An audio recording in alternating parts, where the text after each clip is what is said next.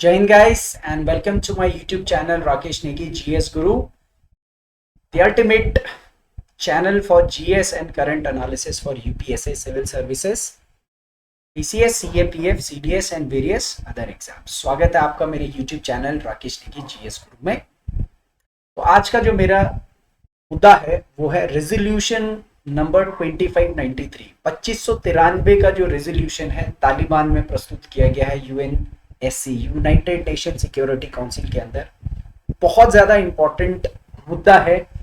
जो लोग तालिबान को लेकर के अफगानिस्तान में किस तरीके की अभी डेवलपमेंट्स होनी है इस चीज को के लिए इंटरेस्टेड हैं और कॉम्पिटिटिव एग्जाम्स के लिए भी ये कॉन्सेप्ट बहुत मायने रखेगा, क्योंकि ever since the acquisition of Taliban on Afghanistan, the whole world is in a chaotic situation। पूरी दुनिया में एक कंफ्यूजनेस की सिचुएशन है, टेररिज्म को लेकर के काफी ज्यादा चिंता है और सबसे बड़ी चिंता तो भारत को है कि किस तरीके से तालिबान को दुनिया के अलग अलग लीगल फोरम्स में मान्यता मिलती है या नहीं मिलती है। तो उसी के लिए ये प्रस्ताव है, बने रहिएगा। मैं आज आपको बताऊंगा कि यूएनएससी में तालिबान का ये जो रेजोल्यूशन लाया गया है इसके क्या मायने हैं, किन्होंने इसके लिए वोट किया है, कौन इसके अगेंस्ट में है, जिससे कि आगे की पॉलिटिक्स आपको पता लगेगी और भारत का क्या रवैया है और इसका भारत पर क्या असर पड़ने वाला है और आप इस नॉलेज को कॉम्पिटिटिव एग्जाम, सिविल सर्विसेज वगैरह में कैसे यूज करते हैं। चैनल लाइक और सब्सक्राइब जरूर करिएगा और बेल आइकन प्रेस करिएगा ताकि जैसे भी मैं कोई वीडियो लेकर के आता हूँ फट से पहले आपको पता लगे। So the resolution 2593 on Taliban in United Nations Security Council। देखिए, United nation security council United Nations का एक महत्वपूर्ण ऑर्गेनाइजेशन है और ये वर्ल्ड पीस और सिक्योरिटी के ऊपर काम करता है। तो दुनिया भर में कहीं पर भी अशांति होती है तो उसको लेकर के यूनाइटेड नेशंस में प्रस्ताव लाए जाते हैं और ये प्रस्ताव संख्या 2593 है। तो ये प्रस्ताव संख्या का नाम है 2593 जो स्पेसिफिकली तालिबान को लेकर के है। तो ये क्यों न्यूज में है और इससे रिलेटेड क्या की पॉइंट्स आपको याद रखने हैं बताऊंगा।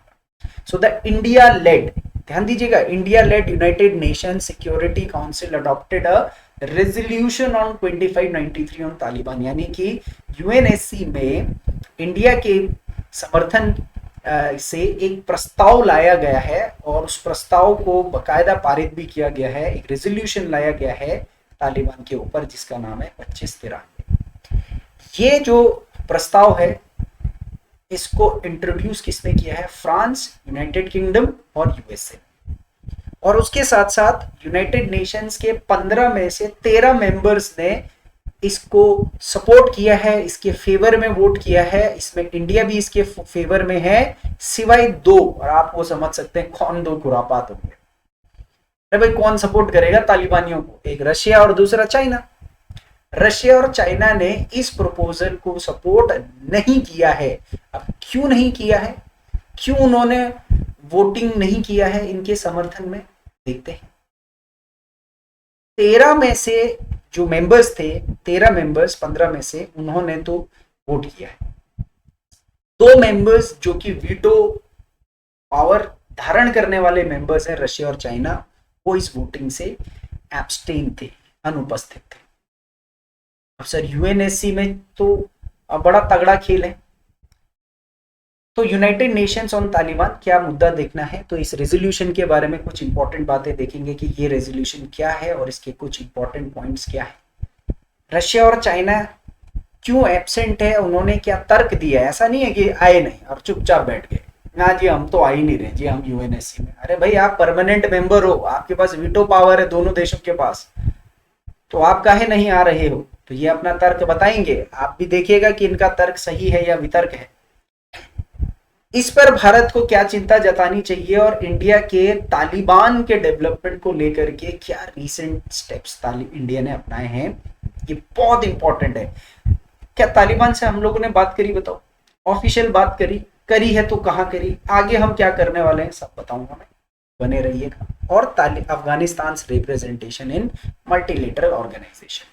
अगर यूएनएससी में तालिबान के खिलाफ या तालिबान को सुधारने को लेकर के कोई प्रस्ताव आता है तो इसका असर अफगानिस्तान जो कई जगहों पर मल्टीलेटरल ऑर्गेनाइजेशन जैसे सार्क जैसे ऑर्गेनाइजेशन में इन्वॉल्व है, तो वहां पर अब रिप्रेजेंटेशन कौन करेगा? तालिबान वाले बैठेंगे बगल में, अरे आओ भैया पीते हैं चाय पानी नाश्ता करते हैं, जिनसे लड़ाई कर रहे थे उन्हीं के साथ अब बैठ करके गपशप मारे। So let's talk about what is this resolution 2593 on Taliban that has been presented in the United Nations Security Council. ये रेजोल्यूशन तालिबान को याद दिलाता है, दोहराता है उसकी जो दोहा टॉक्स थी या जो भी उसने पीस टॉक्स के बारे में बातें करी थी अमेरिका से और दुनिया वालों से, उन सब बातों को दोहराता है। So it reiterates the importance of combating terrorism in Afghanistan. Terrorism का आका तालिबान, और उसी को कह रहे हैं कि भैया टेररिज्म से लड़ाई करते हैं। शाबाश, चोर से ही बोल रहे हैं कि चोर को कैसे पकड़ना है। यही तो मजेदार कहानी है विश्व की राजनीति की। Including those individual and entities designated pursuant to resolution 1267 1999 में, ये ओसामा बिन लादेन का अलकायदा फलकायदा जैसे कई सारे टेररिस्ट संगठनों पर प्रतिबंध लगाया गया था, जो सारे टेररिस्ट संगठन तालिबान के आते ही काबुल की जेल से रिहा कर देंगे। कुछ को तो तालिबान ने मिनिस्टर भी बना दिया और कुछ को तो वो लोग अपने साथ लेके भी जा रहे हैं जहां जहां उनकी सरकार जा रही है। अब बोला जा रहा है कि उन पर प्रतिबंध लगाओ। अरे भाई, जिनकी मदद से तुम आए हो सरकार में, उन्हीं को कैसे हटाएंगे? So this resolution called for Taliban to facilitate safe passage of the people living in Afghanistan and wanting to leave Afghanistan, to allow all humanitarians to access the country, uphold the human rights including the rights of the women and the children, and at the same time inclusively negotiate the best possible political settlement. तगड़ी अंग्रेजी, हिंदी में समझते हैं। इस प्रस्ताव के अंदर तालिबान को ये चेताया जा रहा है कि तालिबान वालों, तुम लोगों ने बोला था कि हम सब शांति रखेंगे, तो अब जो लोग वहां से बाहर निकलना चाहते हैं निकलने दो उनको यार। हेलीकॉप्टर पे टांग टांग करके तुम ले जा रहे हो, घूम रहे हो उनको, तो उनको आने दो। मानवता के आधार पर जो लोग तालिबान में अफगानिस्तान में एंटर करना चाहते हैं, वहां की जमीनी हकीकत को कैप्चर करना चाहते हैं, आप आने दीजिए। मानव अधिकारों का संरक्षण करें। तालिबानी फरमान सुनाने शुरू कर दिए तुम लोगों ने, मारना पीटना, महिलाओं को अगवा करना, बाकी तमाम चीजें जो कर रहे होंगे आप। सो विमेन और चिल्ड्रन के राइट्स को अपहोल्ड करो। उन्होंने एक अभी फरमान बनाया कि को एजुकेशन नहीं होगा, कल बोलेंगे लड़कियों को एजुकेशन नहीं होगा, फलाना ढिमकाना। और एट द सेम टाइम आपके देश में राजनीतिक स्थिरता कैसे हो सकती है? कैसे आप दुनिया में, चलो अब आप देश तो आप पॉलिटिकल पावर में आ तो गए हैं, अब आ गए हैं तो भैया अब साथ तो लेकर के चलना ही पड़ेगा। तो अब साथ कैसे लेकर के चलना है, कैसे तुम कहीं पर झुको और कहीं पर हम झुके वाली बात करनी है, ये सब चीजों को लेकर के ये रेजोल्यूशन तालिबान को याद दिलाने के लिए, दबाव बनाने के लिए। Now on the resolution of 2593, Russia and China absent है, उन्होंने वोट नहीं किया। भाई क्यों वोट नहीं करा भैया? उनको क्या है हमदर्दी तालिबान से? तुम्हारा क्या दर्द दिया? तो देखिए ये पॉलिटिकल चीजें हैं, तो इन्होंने यानी रशिया और चाइना ने क्या बोला है, पहले रशिया का देखते हैं। रशिया बोलता है कि the resolution wasn't specific enough about terror threats, कि ये प्रस्ताव आतंकवादी, कि हमें तालिबान से आतंकवाद की गतिविधियां होंगी उसी पर फोकस नहीं था, ना ही ये इकोनॉमिक और ह्यूमैनिटेरियन कॉन्सिक्वेंसेस को फोकस करता है कि किस तरीके से वहां की आर्थिक व्यवस्था सुधारी जाए और किस तरीके से यूएस ने जो अफगान के वर्ल्ड ओवर अलग अलग ऑर्गेनाइजेशंस में जो अकाउंट्स चल रहे थे, लोन्स चल रहे थे, उसको पर प्रतिबंध लगा दिया, रोक लगा दिया, ये उसके बारे में कुछ बात नहीं कर रहा है। तो रशिया बोलता है कि भैया ये सब तालिबान और अफगानिस्तान का जो भी ये लफड़ा 20 साल से चल रहा है, ये तो अमेरिका की पैदाइश है, अमेरिका ही पीछे हटा है। अब अमेरिका ही बोल रहा है कि अरे नहीं भैया तुम सब ठीक ठाक करके रहो, हमसे बात करो कैसे ठीक होगा। तो बोल रहे भैया तुम्हारा करा धरा है, हम इसमें इन्वॉल्व नहीं हो रहे। China also share the same view point, जैसा चाइना रशिया ने बोला, उसने बोला कि जो ये करंट केओस है, ये जो लफड़ा चल रहा है वो तो सीधा वेस्टर्न कंट्रीज की जो डिसऑर्डरली विड्रॉल है उसका असर है। ये जो पश्चिमी देश जैसे कि यूएसए ने अपने मिलिट्री गेन्स के लिए, तेल के कुओं के लिए या ओसामा के चक्कर में सारा मिडल ईस्ट तहस नहस कर दिया है, ये उनका एजेंडा था। आज वो भुगत रहे हैं। अब वो हार चुका है, तालिबान के सामने घुटने टेक दिए। अब तालिबान से तुम घुटने टेक चुके हो तो हमारा तो तुम क्या ही मुकाबला कर पाओगे भैया, हम तो तुमसे बहुत आगे हैं। सो चाइना व्यू करता है कि it is necessary for international community to engage with Taliban. वो कह रहे हैं कि तुम ऐसे उल्टे पुल्टे सैंक्शंस प्रस्ताव ला करके तालिबान को और नेगेट करोगे, सेग्रीगेट करोगे, तुमको कुछ नहीं मिलने वाला। इससे पहले तो तालिबान पूरा ही सेग्रीगेटेड था, तब तुमने क्या उखाड़ लिया। उससे बेहतर यह है कि अब तालिबान आ चुका है तो बात करो, एंगेज करो तालिबान, पॉलिटिकल ट्रैप बनाओ, बनता है और उनको गाइड कर लो कि भाई देखो अब ये सब नहीं चलेगा। तुम सऊदी अरेबिया का देख लो, वहां भी तो शरिया कानून है। यूएई अबू धाबी, इनको देख लो कैसी कैसी बिल्डिंगें खड़ी कर दी, कैसी कैसी लेविश लाइफस्टाइल जी रहे हैं वहां के शेख, वो भी तो मुसलमान है, सुन्नी मुसलमानी है। तो तुम क्यों ये फटी टूटी फूटी मोटरसाइकिल में ही पूरी जिंदगी बिता रहे हो। Let's talk some reforms. ठीक है, आपको अपने देश को शरिया कानून से चलाना है, but let's talk some reforms, जमाने के साथ भी बदला जाए। हाँ, रशिया और चाइना बोलते कि भाई ये रेजोल्यूशन को तब हम सपोर्ट करते जब तुम इसमें आईएसआईएस, इस्लामिक स्टेट, जो कि रशिया में भी उत्पाद मचाता है, चाइना में भी उत्पाद मचाता है, और Uyghur East Turkistan Islamic movement ETIM, Uyghur Muslims जो चाइना में उत्पाद मचाते हैं, टेररिस्ट एक्टिविटीज फैलाते हैं, चाइना बोलता है इनका नाम तो तुमने डाला नहीं है स्पेसिफिकली, तो ये हमारे किस काम का। बात तो सही है भाई, जहां अपना मतलब नहीं निकल रहा है तो फिर अपना काम है अगर बनता तो भाड़ में जाए जनता। तो चाइना जो है इन रशिया के साथ इस रेजोल्यूशन में समर्थक नहीं है, याद रखिएगा।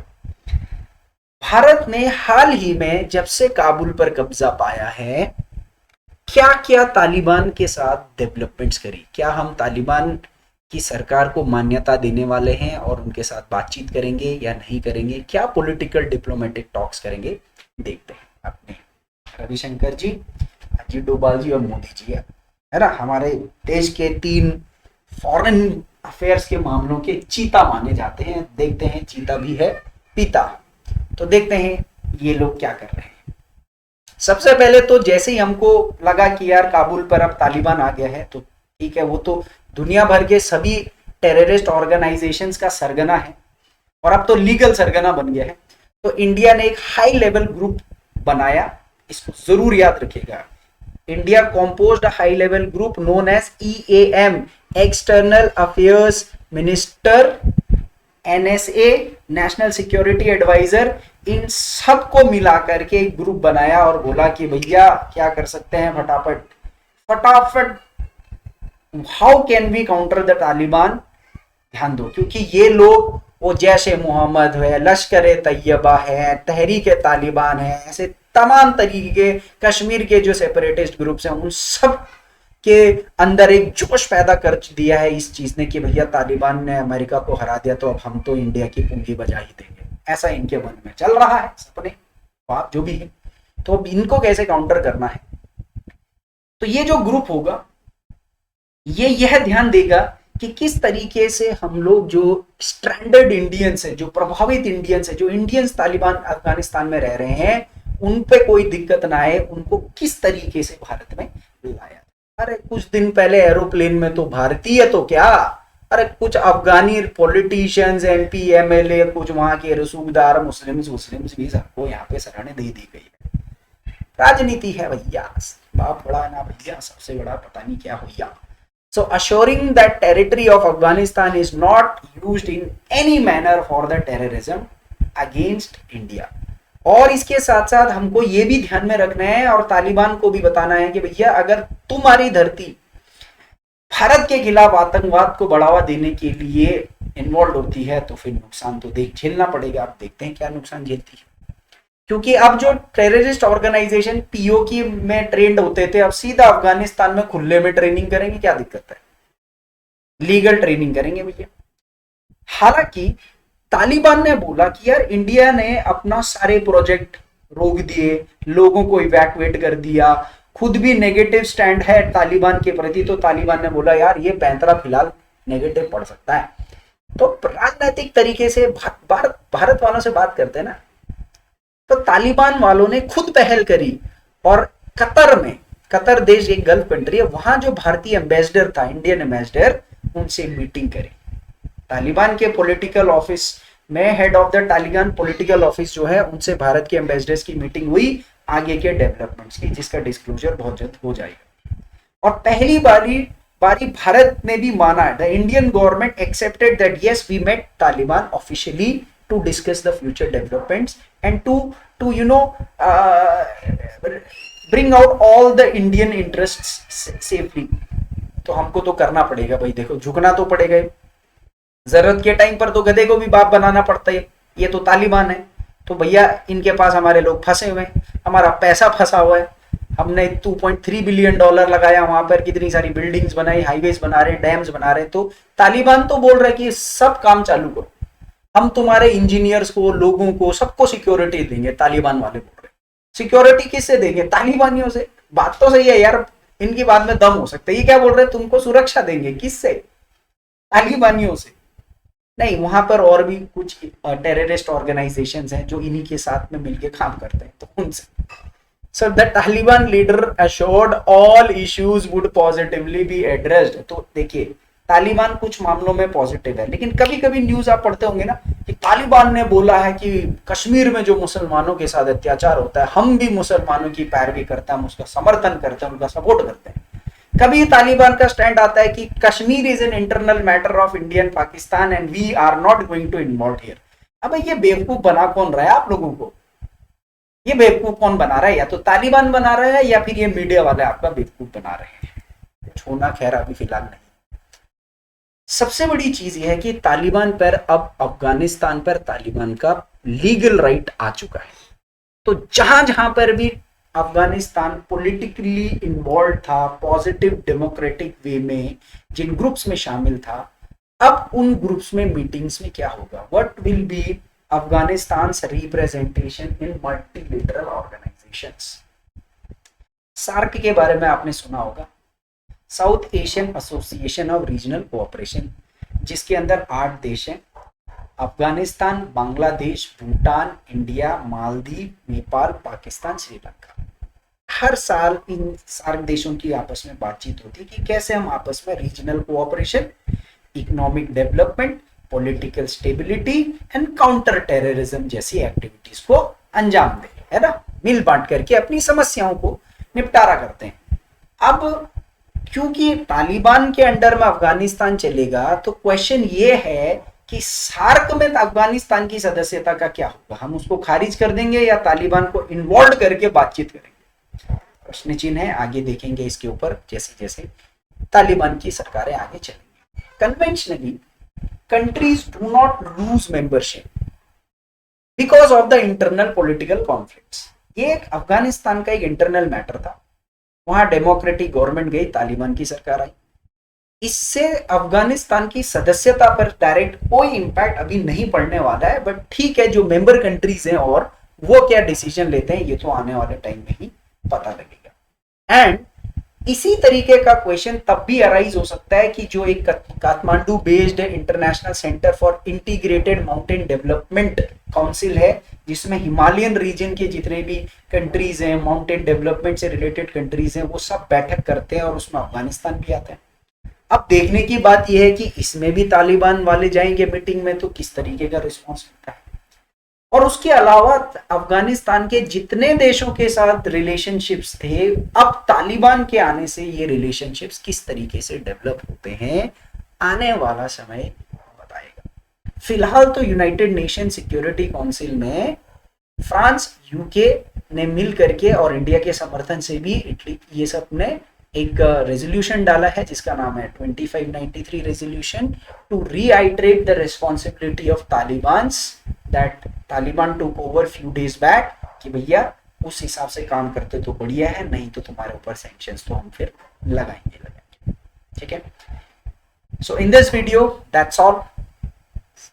Do share the video, do like the video and give me your viewpoints. अपना viewpoint जरूर दीजिएगा कमेंट बॉक्स में कि आपको क्या लगता है इस मुद्दे पर, तालिबान क्या रिएक्ट करेगा, ये रेजोल्यूशन एक स्टंट है या फिर एक ऑथेंटिक चीज है, इसका फायदा होने वाला है या नुकसान होने वाला है, जरूर कमेंट में अपनी राय दीजिएगा। इस वीडियो को आप UPSC civil services, PCS, CAPF, CDS, writing skills में, इंटरव्यूज में, डिबेट्स में, हर जगह यूज कर सकते हैं। तो जय हिंद।